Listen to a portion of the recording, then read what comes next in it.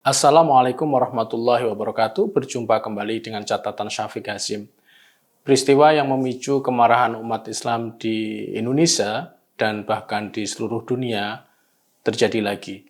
Rasmus Paludan, politikus dari sayap kanan Swedia, membakar Al-Quran. Perbuatan politikus Swedia meskipun bukan mewakili bangsanya atau negaranya, itu memicu kemarahan di kalangan umat Islam di dunia, termasuk di Indonesia sendiri. Peristiwa yang sejenis sebenarnya sudah sering terjadi sebelumnya. Kasus di Prancis, di Amerika, dan berbagai negara yang melecehkan Al-Quran terus saja terjadi. Dan setiap peristiwa seperti ini terjadi, umat Islam langsung bereaksi dengan jenis reaksi yang berbeda-beda tingkatannya. Saya bisa sangat memahami dan sepakat bahwa umat Islam perlu tersinggung pada peristiwa seperti ini. Al-Quran adalah segalanya bagi umat Islam, kitab suci dan jantung Islam. Karenanya jika ada yang menghina Al-Quran, maka reaksi keras pasti akan muncul. Dulu sebelum Rasmus Paludan, Geert Wilders, pemimpin Partai Kebebasan Belanda atau PVV, menghina Rasulullah dan meminta agar Al-Quran dilarang beredar, dan masjid di Belanda harus ditutup.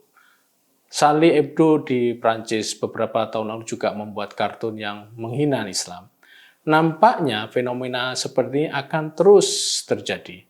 Pertanyaan saya dan mungkin juga banyak kalangan di sini, mengapa peristiwa seperti yang dilakukan oleh Rasmus Paludan dan Geert Wilders ini acap kali berulang? Ada faktor apa yang melatar belakangi masalah ini? Geert Wilders yang mengekspresikan kebenciannya terhadap Islam itu ternyata tidak begitu saja benci pada Islam, namun ada hal-hal atau faktor-faktor yang melatar belakangnya. Wilders misalnya berpikiran jika ajaran Islam dianggap tidak sesuai dengan tradisi di negerinya atau di Belanda. Wilders mengecam aspek jihadisme di dalam Islam dengan perspektif dan caranya sendiri. Wilders juga melihat fenomena umat Islam yang menjadi imigran di Belanda, yang dia lihat menunjukkan tingkah laku dan karakteristik yang bisa mengancam tradisi lokal Belanda.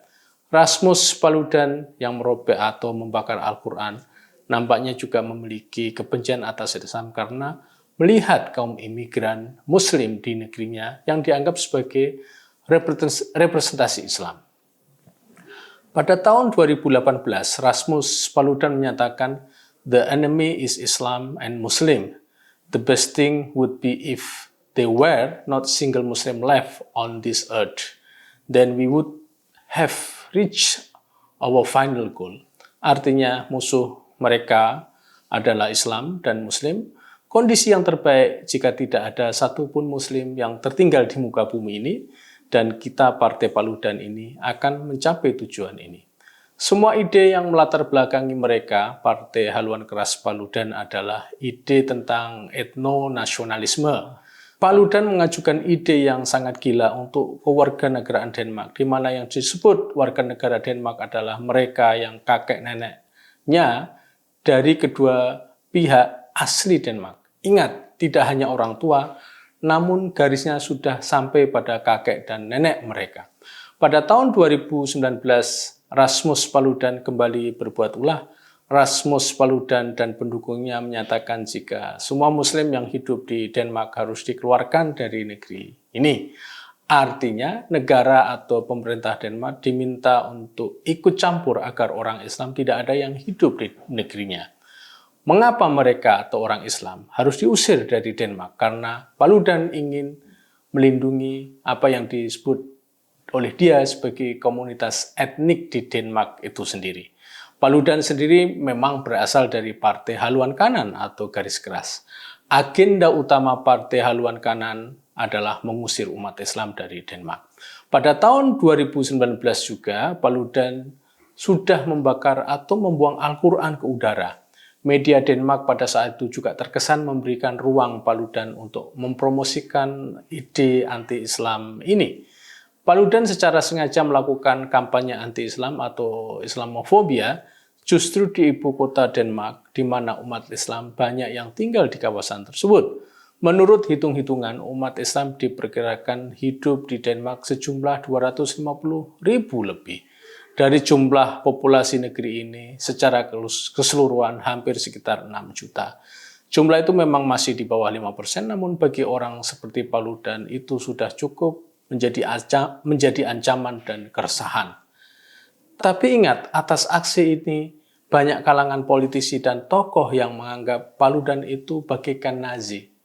Karena cara Paludan menurut mereka yang kritis pada tokoh ini dan partainya hampir persis sebagaimana yang dilakukan oleh Nazi. Bahkan Paludan pernah dijatuhi hukuman atas sikap rasismenya terhadap orang Afrika. Dia mengatakan jika orang Afrika itu less intelligent atau kurang pintar. Apakah situasi ini membuat Paludan dan atau mungkin tokoh-tokoh politisi Eropa yang Islamofobik itu menjadi jera? Jelas itu tidak menjamin jika kita melihat apa yang Rasmus Paludan lakukan. Mungkin hal yang sama juga akan terjadi pada mereka yang memang anti-Islam. Namun, hal yang menarik adalah respon atas kejadian itu. Di Indonesia jelas, respon muncul dalam berbagai cara, dari yang persuasif hingga yang sangat keras. Gus Yahya, Ketua Umum PBNU, menanggapi isu ini dengan bijak. Gus Yahya menghimbau agar kita berorientasi pada penguatan di dalam diri kita, yaitu iman kita selaku umat Islam sendiri. Kata Gus Yahya, Al-Quran tidak menjadi hina karena pembakaran mereka terhadap Al-Quran. Anwar Ibrahim, Perdana Menteri Malaysia, menanggapi isu itu dengan cara mencetak Al-Quran sebanyak 1 juta eksemplar untuk dibagi-bagikan ke seluruh dunia. Ini respon yang menarik karena cara ini menunjukkan kedewasaan Gus Yahya dan juga kedewasaan Anwar Ibrahim dalam bereaksi atas kehebohan ini. Mungkin mereka juga berpikir bahwa balas-membalas dengan kekerasan juga tidak menyebabkan rantai masalah ini akan selesai. Bahkan mungkin bisa mengundang hal yang negatif pada pencitraan Islam itu sendiri. Namun sekali lagi tidak semua kalangan bisa menanggapi isu pembakaran Al-Quran oleh Paludan sebagaimana yang Gus Yahya katakan dan juga Anwar Ibrahim lakukan. Kita bisa belajar bagaimana ketika Salman Rushdie menulis novelnya The Satanic Verses atau ayat-ayat setan, mendapat ancaman dari hampir seluruh negara muslim di dunia ini. Bahkan Ayatullah Khamenei mengeluarkan fatwa mati untuk Salman Rushdie. Pada masa itu kita berharap bahwa Salman Rushdie akan kapok untuk melakukan hal yang sama, namun itu ternyata tidak demikian halnya. Sebagai catatan, penghinaan atau permusuhan pada Islam, pada Nabi Muhammad, pada Al-Quran, dan hal-hal penting di dalam Islam akan terus muncul dan mungkin sulit dicarikan ujungnya. Hal seperti ini memang terkadang muncul dari dalam mereka sendiri atau rasa Islamofobia, namun juga bisa muncul sebagai respon atas tindakan yang hampir sama yang dilakukan oleh umat Islam sendiri terhadap mereka keyakinan di luar Islam. Demikian, wassalamualaikum warahmatullahi wabarakatuh.